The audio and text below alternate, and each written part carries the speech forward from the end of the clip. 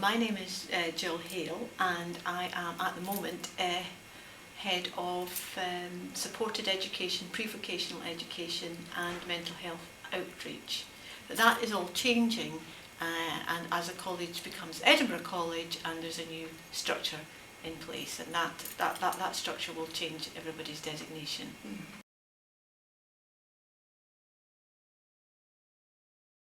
I had been seconded to Scotland's Colleges, which is now College Development Network, and for the Profound and Complex Need project, and as part of that project we'd put on a number of assistive technology courses, and in the course of doing that was heavily involved with Jisc and Bowman College.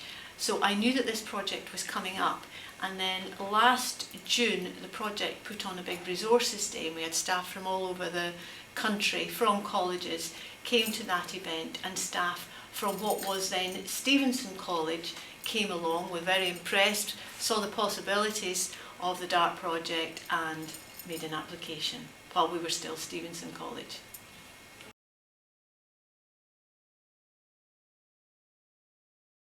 At what was Stevenson College, and we've always used a huge amount of assistive technology.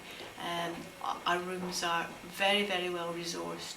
We've employed IT trained people in the team, and so if you like, the more you know, the more you know you need to keep on finding out. So we saw this as an ideal opportunity of keeping abreast of what was going on, and we also knew that for some students with very complex needs, accessing the curriculum is still challenging.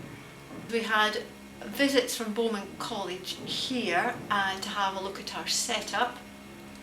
We already knew about some students that were coming in from school that we weren't too sure how they were going to access the curriculum, so we knew that there was a need to learn more, and we assigned a specific member of staff to oversee this work, and she went down to Bowman College and spent a day down there having a look at the setup there, and they have a lot of technologists working in the specialist college there, and that was quite inspirational for her.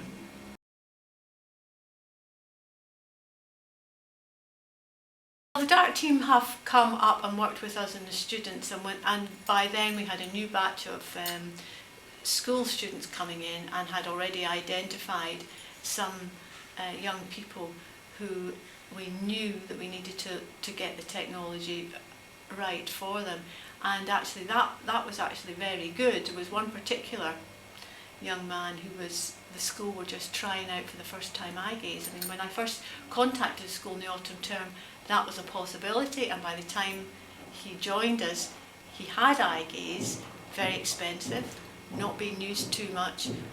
When the DART team were there, they thought that he could use actually a head mouse, which would be much easier, much more inclusive, and actually much cheaper. There'll be no issue about using bursary payments for a £200 or £300 head mouse, but if that can move about with the student.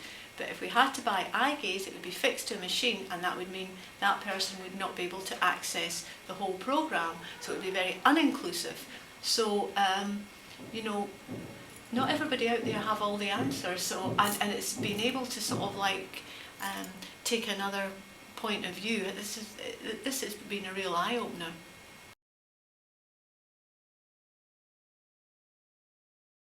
We've looked at what we wanted particular training in, and we went for a literacy system, which was Grid 2, which I think is quite similar to the Clicker 6. So we went for 1.5 days training on that, and we were going to use, we've bought it with some money we had in our budget, so for a site license.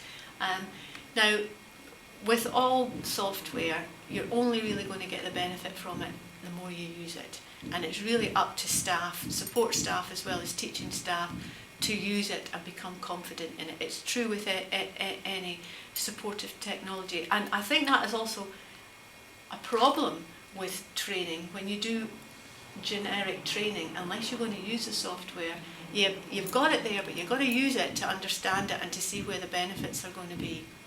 So the staff are very keen to use this grid for the students who are, I suppose, furthest removed from normal or more common literacy communication. We've put in a bid for an assistive technologist, fingers crossed. However, it's a time of great change in Edinburgh College, and all the positions are changing. But we've approached a head of centre and the IT support staff to support this. And so I am hopeful that when technician jobs are advertised, that one would be an assistive technologist, because to me that's the way forward. Teaching staff cannot do this alone, they just can't. And I think you've got to really involve classroom assistants, but very importantly involve a technologist. And I think it would be a really, really interesting position, and it needn't be a specialist that takes this on, because it's something that you would learn, because it's low tech as well as high tech. But I think there's a market for colleges to make money from this by showing other organisations and schools short, simple solutions that are either software or assistive technology with some hardware that would benefit a lot of people. Employers as well, that especially a bit of software like Text Help Read and Write Gold, which most people know about, but they don't use all the capabilities of it, and but it would be very beneficial in the workplace.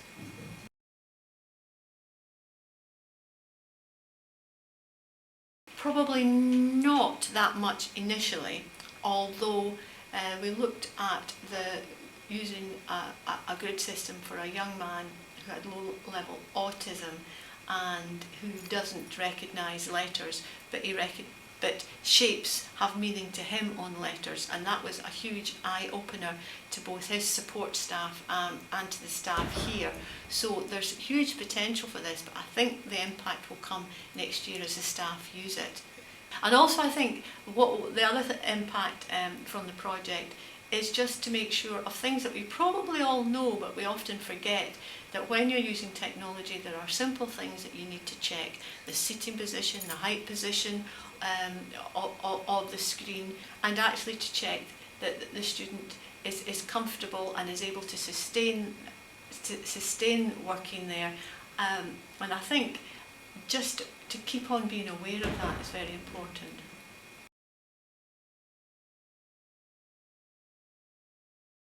The department that we have here is very well set up. We have large classrooms, we have smart boards, we have at least 10 or 11 machines in every room. We have our own desktop with icons on it. We have a great deal of enabling technologies anyway, as far as keyboards and mice or access equipment is concerned. But things are changing all the time, and it's keeping up to date, and we always want to keep up to date with that. So, but we've got to sell it to the rest of the college as well.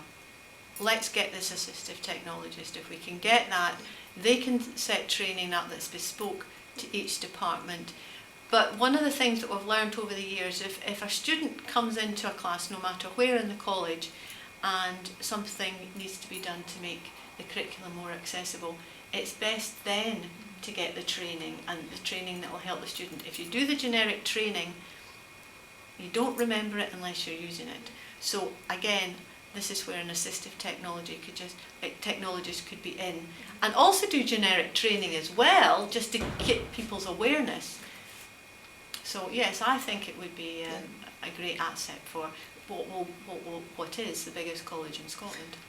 Young people coming from school, not always all the solutions are there, and maybe another eye helps with that, and that makes you think about all the questions you need to ask yourself as to how will this be the best experience for this learner in this college environment. And I think the DART project has very much helped with that, because after all, it's all about getting the best for the learner.